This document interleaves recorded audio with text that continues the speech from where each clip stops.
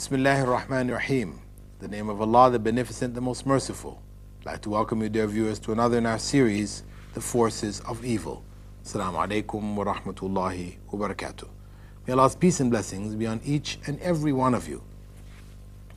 In our series, The Forces of Evil, we continue to look at how the satanic forces, the evil forces within our world, affect human beings in such a way as to deviate them from the path which God has prescribed for them, to cause them to swerve from that path into various forms of false worship, idolatry, etc., which then causes them to lose the benefit from this life. What good there is in it becomes lost when people lose that path and end up in forms of disbelief. Now, we looked at ways in the previous session related to the discouragement of righteousness. We're continuing to look now in terms of issues of satanic worship, where on one hand, where people take up legal systems which are other than the systems revealed by Allah, where Allah says, فَمَنْ لَمْ يَحْكُمْ بِمَا أَنزَلَ اللَّهُ فَأُولَٰئِكَ هُمُ الْكَافِرُونَ. Whoever doesn't judge by what Allah has revealed has become a disbeliever. We have divine revelation, guidance for us. And this is what should govern the lives of the Muslims. Where Muslims leave the principles of divine revelation and they accept and go wholeheartedly into systems of Western democracy, which is secular democracy, then they end up losing their way. Because these systems were basically designed for a society which didn't believe in God. By rejecting God, rejecting things which are attributed to God of revelation, of goodness and righteousness, trying to define good and evil from a human perspective, with humanist values, developing new principles of determining good and evil, what they have done is they've created another set of confusion and chaos for society, because you cannot establish any forms of morality, with such a flexible system, a system wherein what is good today can become evil tomorrow, what is evil today can become good tomorrow. So such a system lacks any kind of moral foundation, and in fact becomes a form of satanic worship, where we end up worshiping our own desires. As Allah also says in the Quran, have you not observed the one who has taken as his Lord his own desires? And Allah says, describing some of the people of the past who went astray, اتَّخَذُوا أَحْبَارَهُمْ وَرُهْبَانَهُمْ أَرْبَابًا مِنْ دُونِ اللَّهِ. They took their rabbis and priests, monks, as lords besides Allah. That people, in attributing to these other sources the right to decide for human beings primary laws, then they end up making these other sources like gods. They've put them on the same level as God. Of course, as human beings, we may get together and try to work out some personal and individual need. We develop a principle which may not be applicable throughout the world. It just solves our individual problem here and now. However, the general principles which should govern people's lives throughout the world, wherever they may be, these principles need to come from God, so that it will be free of the human bias which tends to not fulfill principles of justice due to family considerations or personal considerations. People tend to favor others, favor family over others, and unfortunately this may even affect our very belief and practice itself. Also, what is introduced through this channel is that of grave worship, where people of the past who are righteous are now elevated to a point where we may call on them in worship, call on them in prayer, call on them in times of need, and this in fact ends up being a part and form of worship itself. So, and of course it becomes a satanic form of worship, because if we're not worshiping God, then ultimately we're worshiping Satan. If whatever we're calling God and we're worshiping and thinking it's God And what we've ended up what the type of worship we end up doing is in fact a satanic worship, because the divinely ordained worship is one wherein we only direct our prayers to God alone. Now, one of the ways in which people may be drawn to satanic worship is also raising the issues of good and evil. Where did evil come from? If we have a good God, God is all good, He's all powerful, so where did evil come from? It must have come from an evil source in the world. This evil source has the power to create evil. We're not going to attribute it to God. So then what we have, in fact, is another God, a God of evil, as developed in the Persian system of dualism, where you had two gods, Ahura Mazda and Angra Mainyu, a god of good and a god of evil. And people ended up worshipping both gods. We also find amongst human beings Satans or devils working amongst us. Prophet Muhammad ﷺ, in a hadith narrated by Ibn Mas'ud, had said, Al-kahana hum shayateen al-ins. The fortune tellers are the devils amongst human beings. They function as devils. Why? Because they are inviting people into corruption. People are attracted to them because of what they offer. Everybody wants to know the future. Everybody would like to know what's going to happen tomorrow so I can, plan my business accordingly. You work on the stock market. You want to know which way stocks are going to go. So if somebody's able to offer you, a foolproof method or a method which is mostly right, then people are going to be attracted by such claims and such promises. You also find individuals in the past as well as in the present, who have attributed to themselves some form of godhood. You have today Sai Baba in India, who has over 8 million followers believing that he is God incarnate. He walks on the earth. He does a few magical tricks, and people are convinced that he, in fact, is God.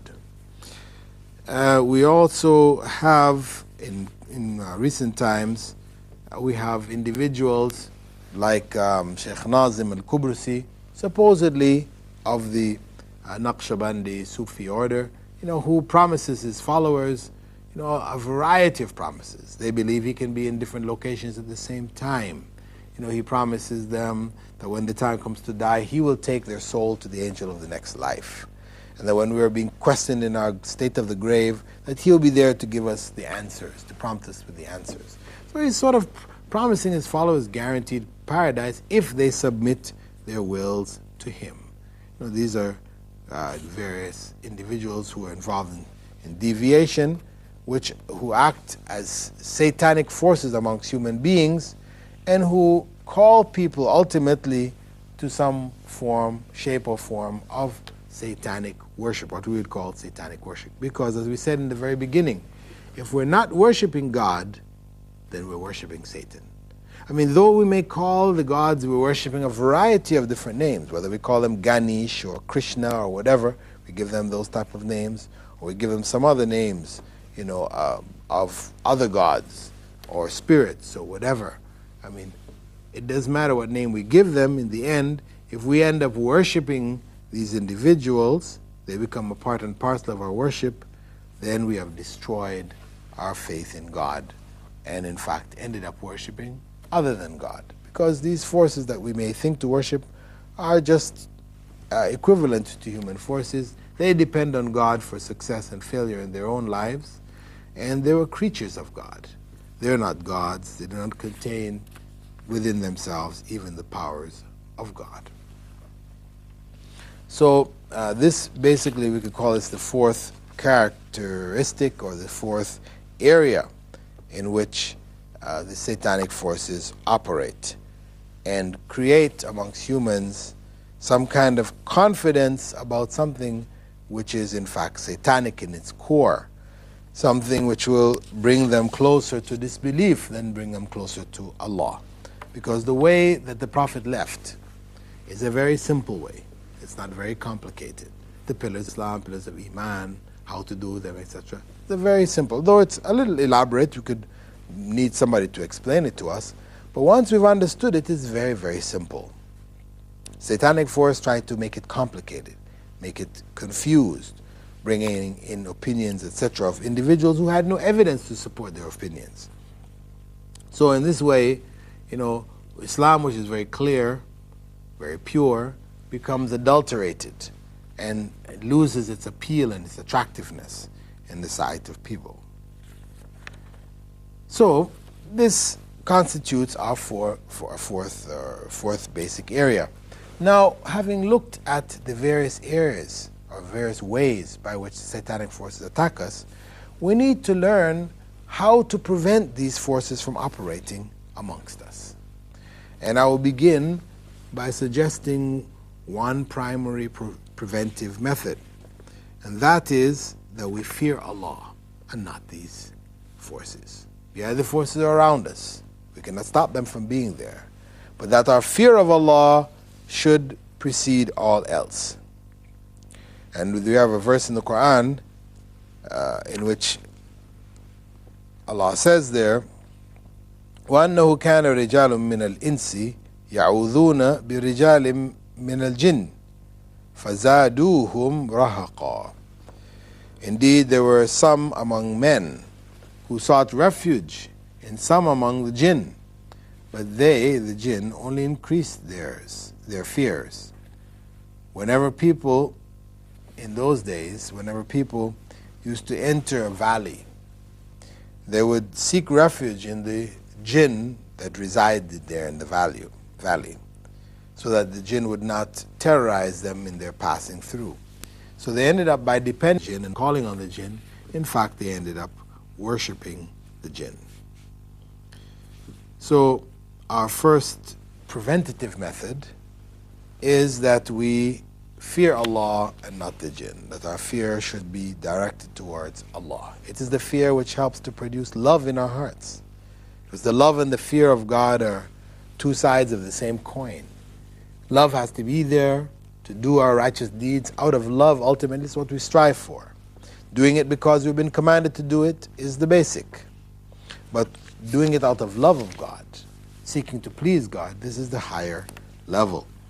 Now, satanic forces may try to dissuade us or may try to turn us away from this basic worship by what we spoke of before, creating doubts, making what is pleasing attractive to us, even though we know behind them there is sin. We also have discouragement from righteousness.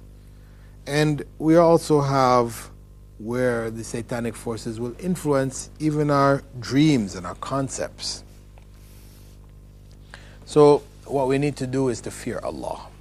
Our fear of Allah should be unique to Him. We don't fear Him the way we fear other creatures of God. A lion breaks loose from a cage, we're afraid of that. But we're afraid for the evil consequences that will happen if the lion catches us. In the case of Allah, we should fear Allah, fear His displeasure. Not fear so much the punishment that will come, because of course we should fear that. We should not want to fall into punishment.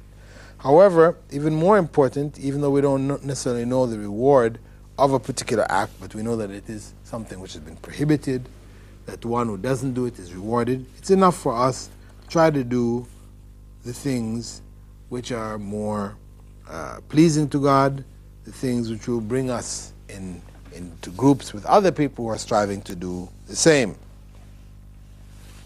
The other principle, ways of preventing satanic forces from destroying our lives, destroying the goodness in our lives, is that of working on our sincerity, that we are sincere in our worship of Allah.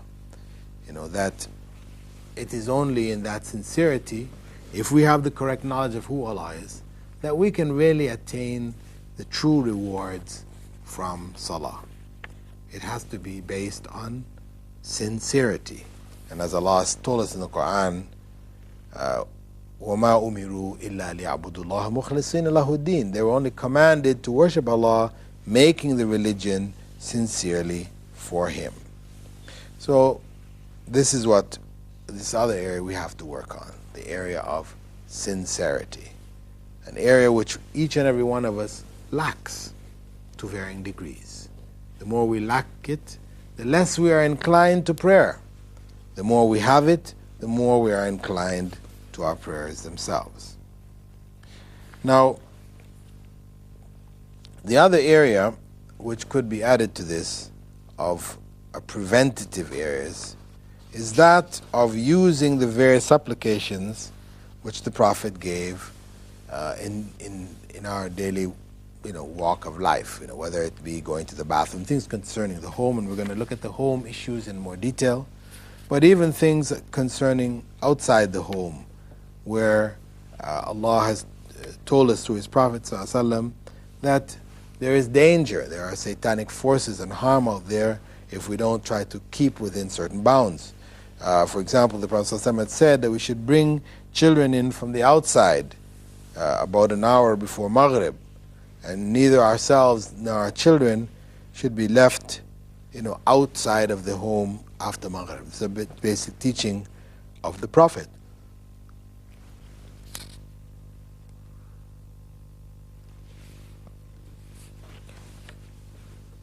It's a basic teaching because of the fact that it is common amongst us today to let our children out to play. And there is danger when the night falls, because we have even a chapter at the end of the Quran called Al-Falaq, where Allah says there, and seek refuge in Allah from the night when it falls. Min ghasiqin idha waqab, from the night when it falls. Because there is harm. Much of the corruption, etc., takes place at night. The evil forces are more free to operate during the night. Also, with regards to this, is that we try to seek refuge in Allah when we become angry, to avoid excessive anger, because it can cause people to go astray. You hear of people trying to do the right thing, but they're angered by people who are also themselves trying to do good, but their method of trying to promote good, for example, amongst them may not be good. So it leads another person to want to reject the good that they're offering, to turn away. Sometimes people even say, okay, I don't even want to have anything to do with this, religion, if you're going to tell me this and you're going to tell me that, etc. These are satanic ideas which will come into our minds, where we may actually seek to abandon what is good for us, out of pride and out of jealousy and these kind of emotions. Now, as I said, we need to look at the ways to prevent the harm from coming to us. I'm giving some general guidelines. In our next series of programs, what we're going to look at are the basic methods and modes and practices that we can do to prevent satanic forces from affecting our homes, because this is the foundation of society, and this is the area most important. Many of these principles may be applied outside the home also, but primarily, first and foremost, it should be focused in the home itself. With that, dear viewers, I'd like to thank you for being with us in this segment of our program, The Forces of Evil. This is your host, Dr. Bilal Phillips, presenting this program. I hope you have enjoyed and benefited from this segment, and I hope you'll continue to follow our coming segments. Assalamu alaikum wa rahmatullahi wa barakatuh.